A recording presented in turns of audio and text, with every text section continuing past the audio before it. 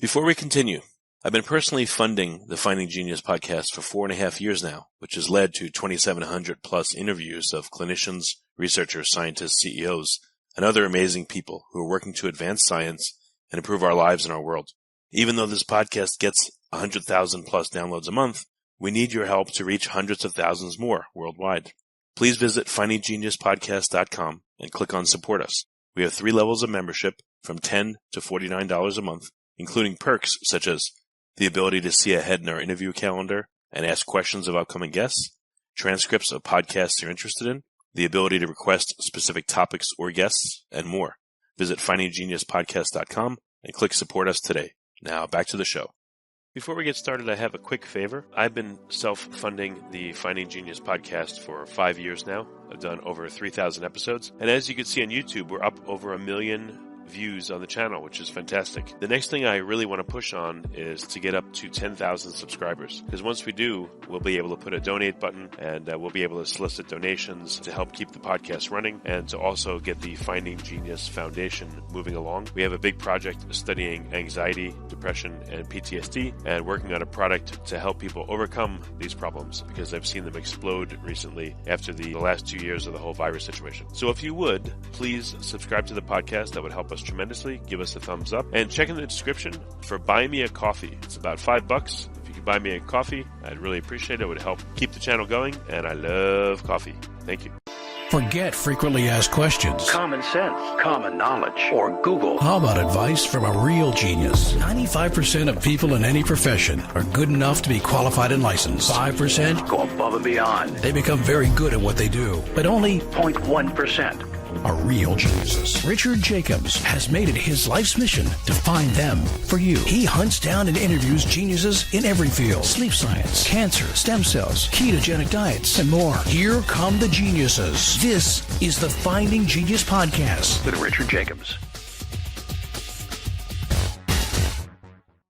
Hello, this is Richard Jacobs with the Finding Genius Podcast, now part of the Finding Genius Foundation. My guest today is Dr. Sabine Stanley. She's a Bloomberg Distinguished Professor of Planetary Physics at Johns Hopkins University. And there's a book that she's written that's coming out called What's Hidden Inside Planets.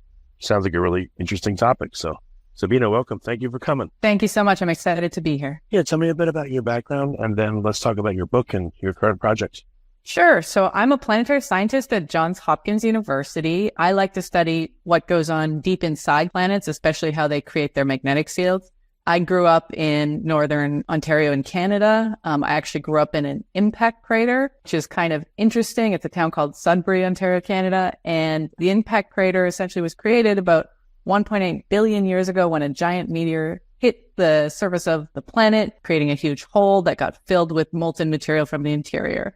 So the book, What's Hidden Inside Planets, is kind of related to that, right? It's all about what do we know about what's going on deep inside our planet as well as in other planets, and why does it matter? How does it affect our experience on the surface of the Earth? Well, can we talk a little bit about Earth? What's inside it that we know of?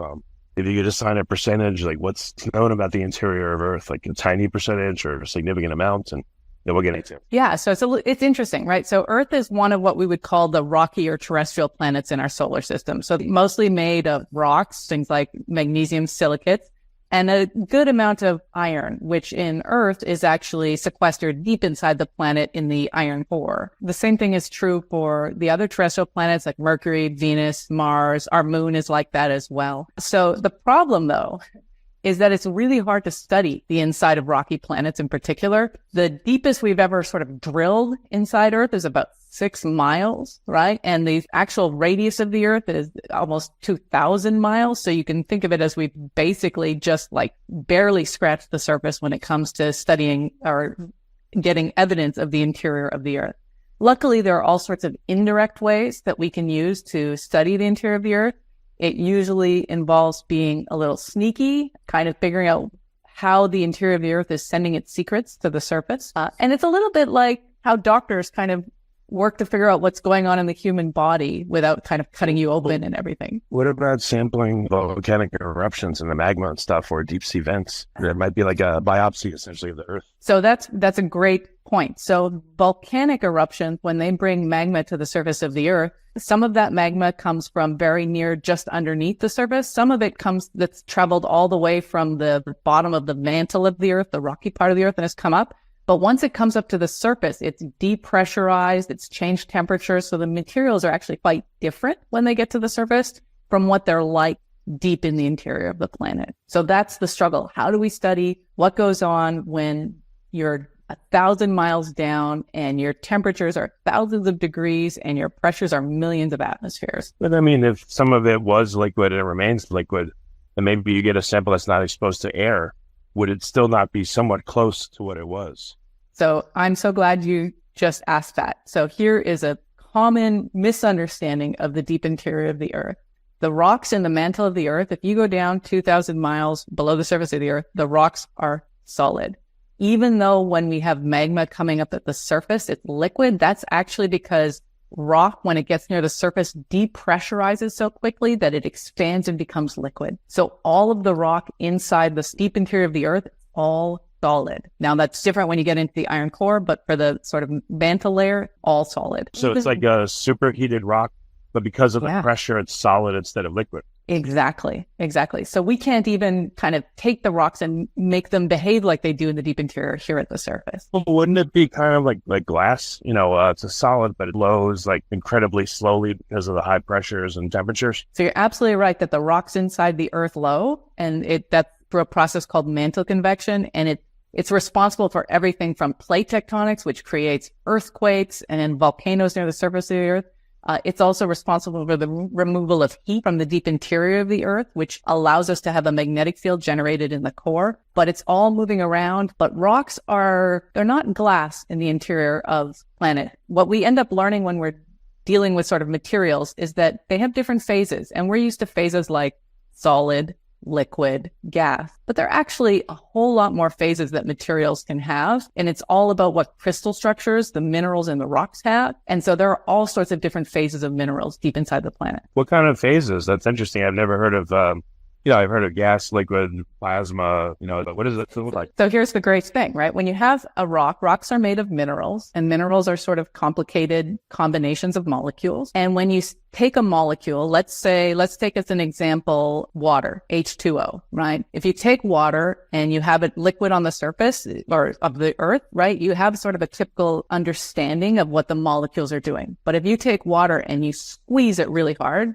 or you make it really cold, then it becomes a solid, but the H2O molecules bond together in a very specific way. Now, if you change the conditions, if you make it even higher pressures or even lower temperatures, the actual crystal structure of the molecules change as well. So there's all sorts of phases of ice, water ice. There's up to like ice 19, I think, right? So there's all different ways that the orientation of the crystal structures can change. The same is true for magnesium silicates, which make up most of the rocks that we're familiar with on the surface of the Earth.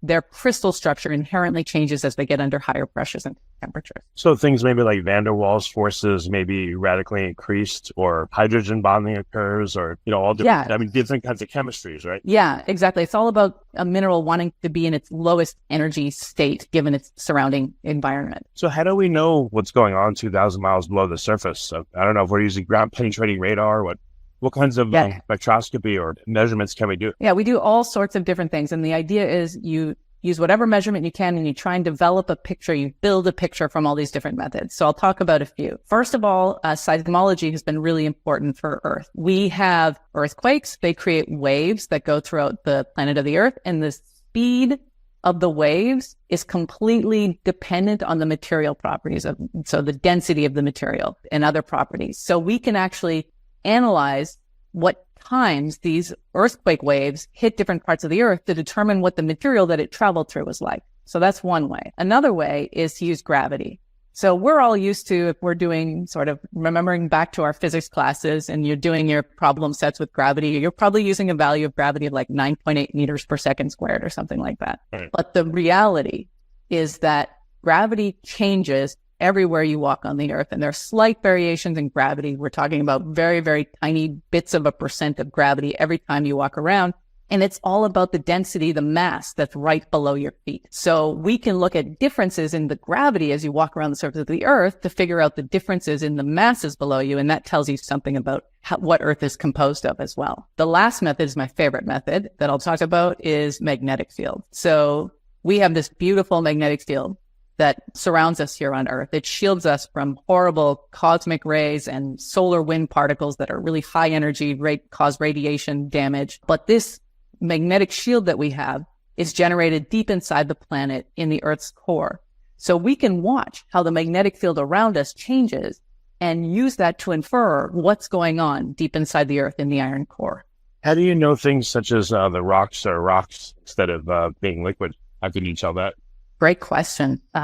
Turns out that seismology is our friend for this. There are certain types of seismic waves that cannot travel through liquids. So when we see certain seismic waves arrive at different parts of the Earth, we can actually kind of backtrack them and realize what areas of the interior of the Earth are liquid versus solid. Can you tell the shape of the rocks that are down there, or just that there's rocks? So what do you mean by shape? Well, like, is there a way using any of the spectroscopy to look at the boundaries of individual objects to see the shape or the morphology of the rocks, the size of them? Spherical? Are they jagged? Are they huge? Are they small? Right. So on the surface of the Earth, we're used to like picking up an individual rock. But what you want to picture in the deep interior of the Earth is you basically just have a sea of rock, right? It's a sea of minerals that are all together. So there aren't these like chunky bits of rock that you can pick up. It's just a sea of minerals, a solid sea of minerals, but it's a sea of minerals. But those minerals can change phase like we talked about before. So you can't really see shape interior. What you can see though is patterns in the seismic waves that tell you about, say, the density of the rocks in certain areas. And in fact, we can see when there are big hot spots in the interior of the Earth or big cold spots in the interior of the Earth because materials, when they're hotter or colder, change their density. So we can see volcanic plumes coming up from deep, and we can see slabs, which are the parts of the surface of the Earth that have subducted into the Earth. We can see those reach all the way down to the core mantle boundary. Yeah, is there any spectroscopy that can tell us what the boundary is between individual rocks or masses would look like? So spectroscopy it's a great thing you mentioned spectroscopy. So spectroscopy is really a method that uses light to learn about what's going on in an atmosphere, for example, of a planet. Because the terrestrial planets are opaque, if we cannot see into the Earth, then spectroscopy is not going to help us. So spectroscopy is not actually a method that we're able to use to study the interior of the Earth. But again, using the methods that are available, what can we tell about these boundaries between structures deep down there? Yeah, great question. So we know that there are different layers inside the Earth. So the Earth is kind of like an onion, right? And as you go deeper and deeper, you get different layers. So for example, we have the crust here on the surface, and those are rocks that have particular composition, particular amounts of silicon in them, for example. And then as you go deeper, we have phase changes that occur, and those cause very sharp boundaries as you get to a certain depth. So for example, at 660 kilometers depth, there's a phase change in minerals, and they're different below that. And then the core mantle boundary, which is about 2,000 miles down, is this huge, distinct region in the Earth. And we can see seismic waves that bounce off that boundary. Because the iron core is liquid, we can see that certain waves can't pass through there. So we can really use seismology to figure out where the different boundaries are in the Earth.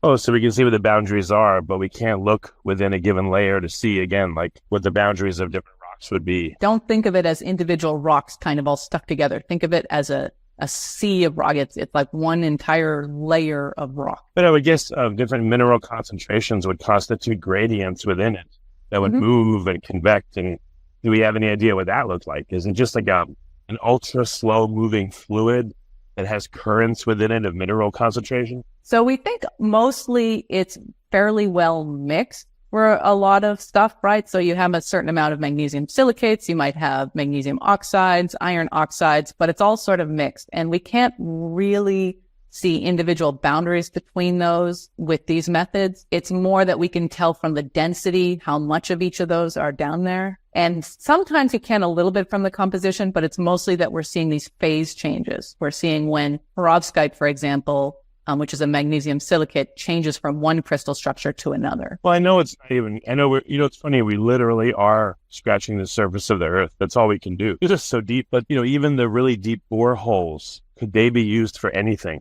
One that went like 10, 12,000 feet deep. Has anyone thought about setting up instrumentation along the length of these like super deep boreholes to do some studies to see what we can figure out? Absolutely. And in my book, What's Hidden Inside Planets, we actually talk about what we've learned from, for example, the Kola super deep borehole, which has gone the deepest inside the Earth's surface. So about 8 miles down.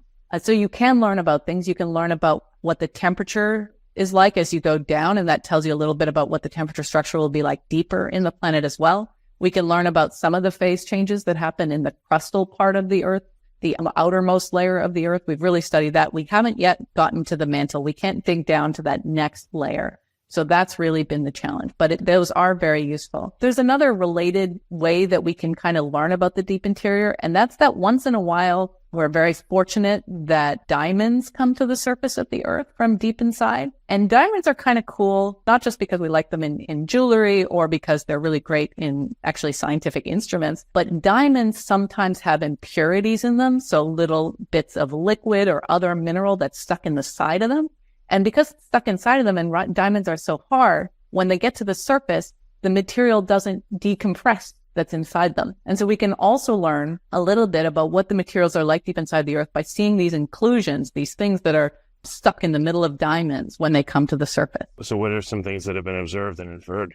Yeah, so one interesting finding is that there's actually probably a significant amount of water deep inside the planet. So this has been a really open question for Earth is, we know how much water there is near the surface. We can measure how much water is in the oceans and the atmosphere, but how much water is there deep inside the Earth, right?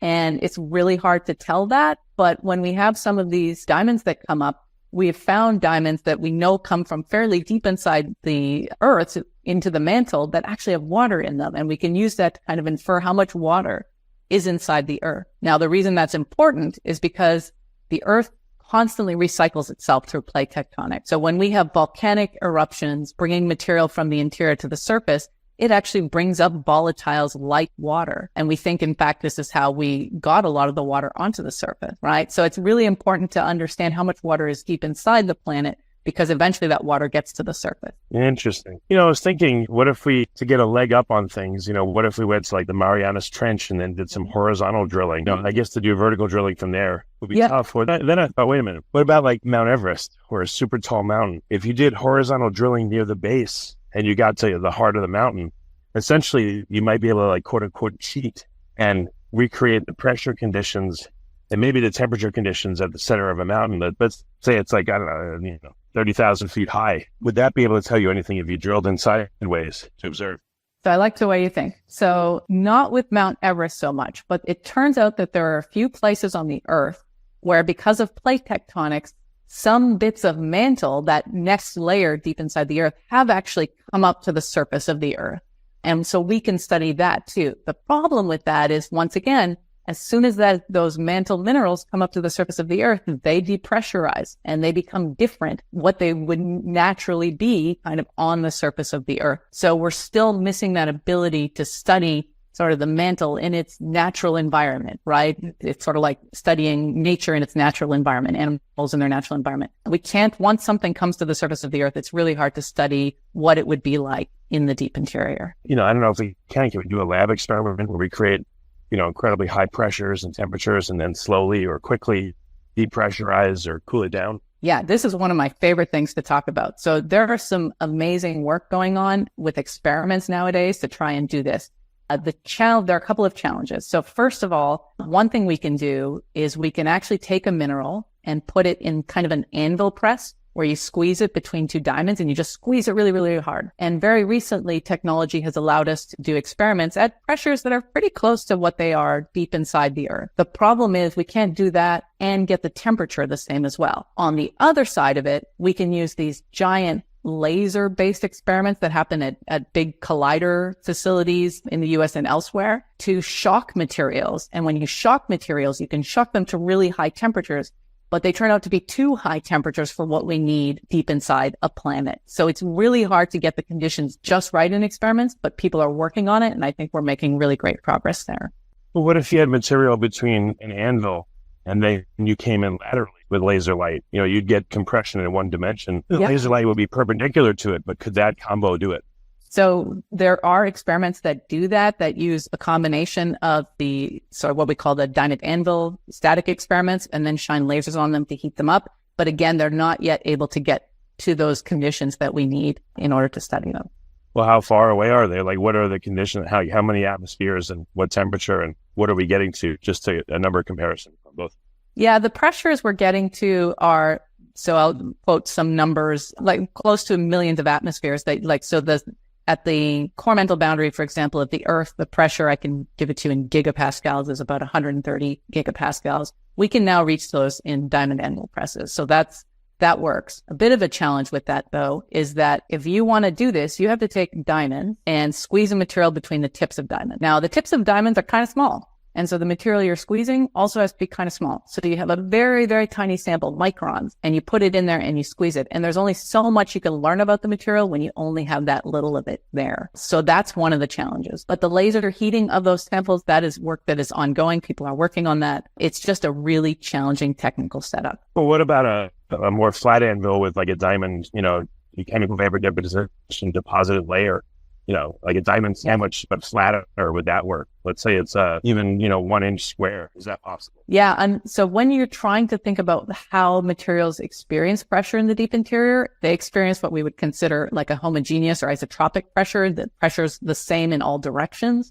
So you can't really just squeeze from one dimension and not from others. That would actually be a different environment. That would almost put a different type of stress on the minerals than what actually happens inside the Earth. People do experiments like that. In fact, it's a lot of the basis for experiments trying to understand what happens when explosions happen, for example, and how to create better safety gear for people and things like that. Experiments like that happen, but they don't really tell you about what goes on with the minerals deep inside the Earth. Yeah, but the ones that get squeezed out, though, I mean, that's not isotropic. It almost kind of is like what I'm describing. It wouldn't ooze out both sides or radially, but it would ooze out one way. The pressure is pushing it up and it's depressurizing and expanding, but it's expanding into something. So wouldn't that actually, in terms of, what changes in expansion, wouldn't that be a more accurate representation? So unfortunately not, right? So it's different. If you just squeeze in one dimension and stuff just squeezes out in the other dimension, right? Like you just tried to make a peanut butter sandwich and you squeezed your bread and all the peanut butter goes out the sides. It doesn't experience any pressure because it's been able to escape out the sides.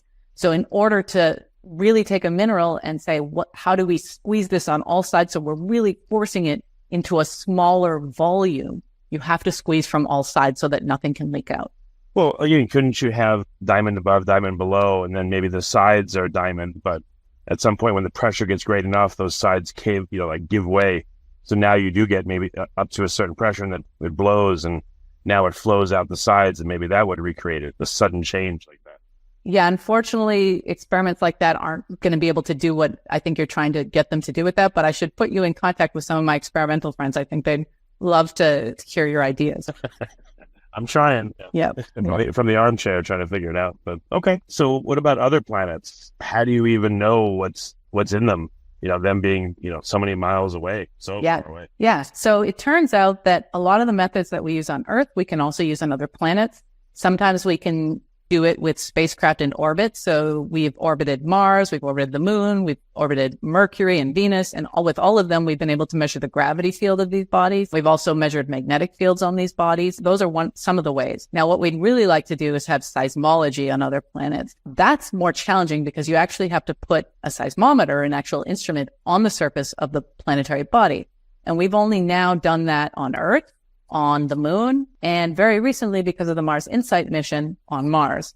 And from the Mars InSight mission, we've actually learned a lot about the deep interior of Mars because we've been able to study Mars quakes. Oh, okay. What do you see from looking at the Mars quakes? So from the Mars quakes, we've actually been able to determine sort of an interesting formation question about Mars. There's always been this question of how big is the iron core in Mars? And what's it made of? In addition to the iron, what else is in there? And the latest measurements from the Mars InSight mission showed that the core of Mars is actually a little bit bigger than we thought it was, but that means it also has to be a little bit lighter for the planet to weigh the same, which we already knew ahead of time. So the core has a lot more elements. We don't know which ones, but some combination of hydrogen, sulfur, silicon, these lighter elements than iron. And so it has more of those than we expected.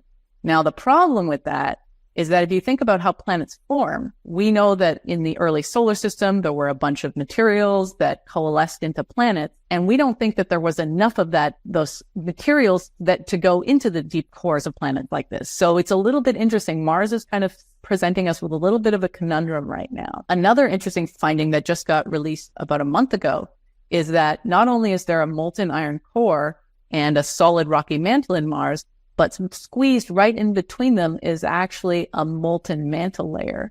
So there seems to be some amount of molten rocks at the very bottom of the mantle in Mars. Okay. Does the composition of other planets seem to be very different? Is it just layered differently, or are the minerals different? What can you say safely is the same and what is different generically? Yeah, I like to compare the different planets in the solar system, kind of like comparing members of a family. They have some similar genetics, but not exactly the same, right? So the rocky planets, for example, we all know that they're dominated by having magnesium silicates and some amount of iron at the center, but the relative amount of iron to the magnesium silicates can be quite different.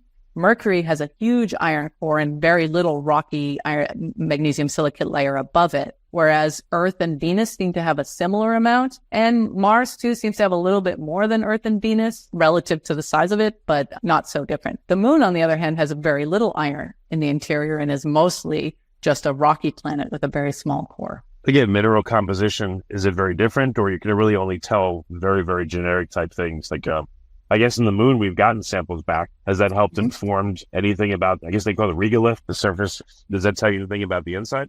Yeah, so the actual amount of minerals is pretty similar on all these bodies, right? There's certain amounts of magnesium silicate, certain amounts of iron. They might slightly different percentages, let's say, of even or less common minerals, right? There might be slightly different amounts of sulfur in certain bodies, amounts of oxygen, things like this. That all sometimes depends on the conditions that the planet was formed in, right? So different temperatures at different distances from the sun can affect how chemistry happens in the rocks, right? So all of that matters, but they're all small differences, right? Now from the Moon, these samples we've gotten from the Moon, that's actually told us a lot about what the Moon rocks are. And the amazing thing about it is that we've learned that the Moon is essentially made from the same stuff Earth is.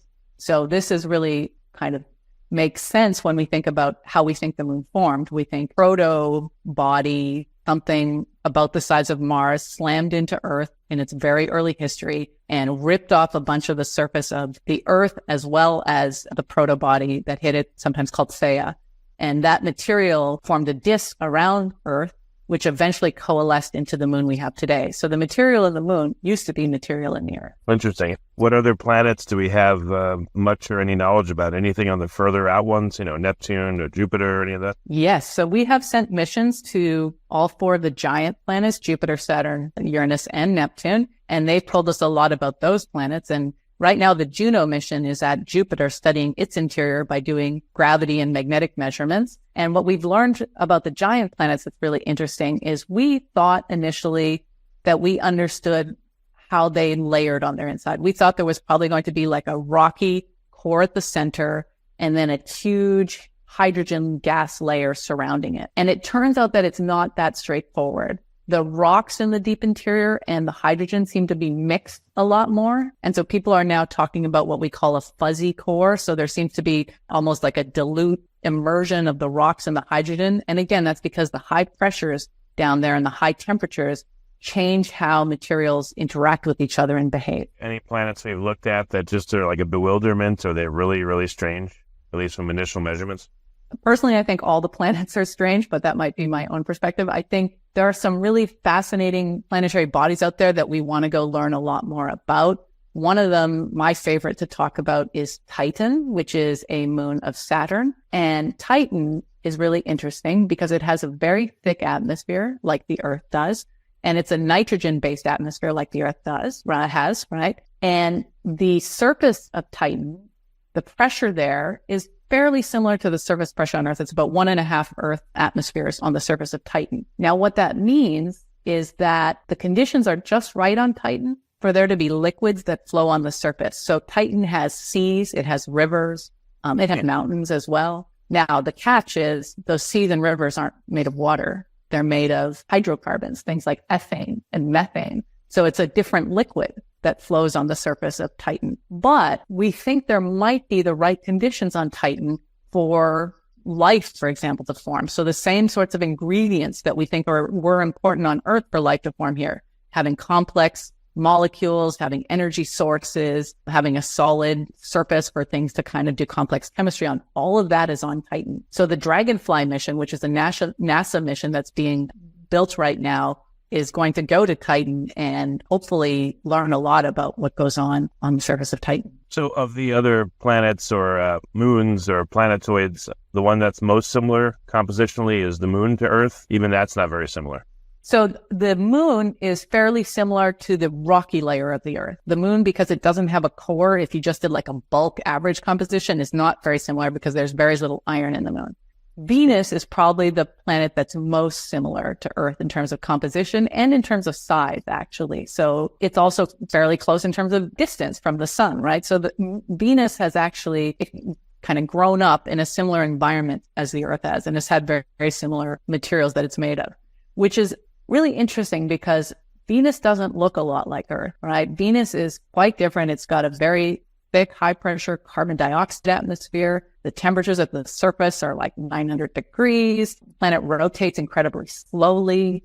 So Venus is a very different place than Earth. There's no water on Venus, right? So it's really, I think, important to recognize how fragile in some ways the conditions are on Earth, right? The reason Earth is such a lovely planet at the moment for us to live on is because of the temperature at the surface and the water that's around that we can use. But, you take this planet that's made up of very similar stuff to the Earth, you move it slightly in a different location, you give it a slightly different history, and poof, it's a completely different planet, inhospitable to life. So the Earth is, even after all these observations, very unique and balanced on the head of a pin, or how would you characterize it? Yeah, I think I would characterize it that way. It is very unique. We have not found another Earth out there. There are searches going on for planets that are orbiting other stars, what we call exoplanets. And people are looking for, are there sort of analogs to Earth out there? Is there an Earth 2.0 out there? And we found some rocky planets out there that are similar in size to Earth. We found some planets that are receiving the same amount of radiation, say, as Earth does. That might have the same gravity. And right now, the JWST telescope is really going to be providing us with some interesting information about what the atmospheres of these rocky exoplanets are made of. And we might be able to learn that there are planets out there that have similar environments as Earth, but we haven't found it yet. Yeah, and going back, when you talked about water being, I guess, inside the mantle, or what's the estimate on the amount of water? I think you said it was equivalent to all the water on Earth, or do we have any idea? Yeah, so the estimates they change regularly, but there's probably more water inside the Earth than there is on the surface of the Earth. Really? Yeah. Wow. How much more? Like double, triple, or who knows? Yeah, it could be double or triple. Yep. Wow. And you said some places on the Earth, somehow there's still mantle. How does that happen? How does something so deep surface? Yeah, great question. So the surface of the Earth, made up of these tectonic plates, right? We sit here on the North American plate. At the boundaries of these plates, where the plates are all moving around, sometimes they crush into each other, and that causes one of the plates to go up while the other plate goes down. That's how we form, for example, giant mountain ranges like the Alps, right? Is from two plates crushing into each other and the material having to go up. But sometimes when material goes down on one side, it can lift up material on the other side. And sometimes because of plate tectonics, stuff that was at the bottom of the ocean, seafloor from long ago, is now high up in mountains because the surfaces have all been moving around and been subject to these forces from these plates surrounding them. So in a few places, and actually right here in Maryland, where I am from, parts of the mantle actually come up to the surface and where we can study them. And that's from the deep past, from tectonic activity that happened in the deep past. Is it pretty rare that parts of the mantle how do they get shoved up so far and, so they come to the surface? Yeah, forces of plate tectonics are quite strong. And, you take a whole lot of rock and you push it into a whole bunch of other rock and you can cause all sorts of crumpling to occur. So it doesn't happen everywhere on the Earth, but There's a ring of area that's kind of on the east coast of the U.S. and goes up and around and even over to Europe that has some of these rocks that kind of got pushed up from the mantle. Interesting. Okay. This has been a really cool call, Sabine. Can you restate the title of your book and when's it coming out? It sounds incredibly interesting. I'd like to, listeners to know how they can get it. So what are some details about it? Absolutely. The book is called What's Hidden Inside Planets, and it's coming out on November 14th. Okay. Well, very good. Sabine, what's another way for people to find out more about your work in particular? Where can they go? So I have a website, SabineStanley.com. That's kind of a great place to start. I talk about my work there and the work of my research group there. Okay. Very good. SabineStanley.com. Okay. Sabine, it's been a great call. Very, very interesting. And thank you for coming. I really appreciate it. Thanks so much. If you like this podcast, please click the link in the description to subscribe and review us on iTunes.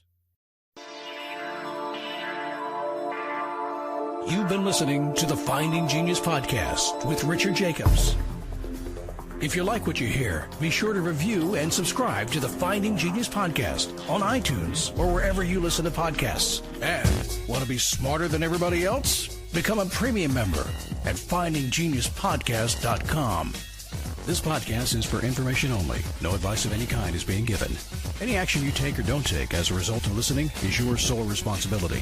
Consult professionals when advice is needed.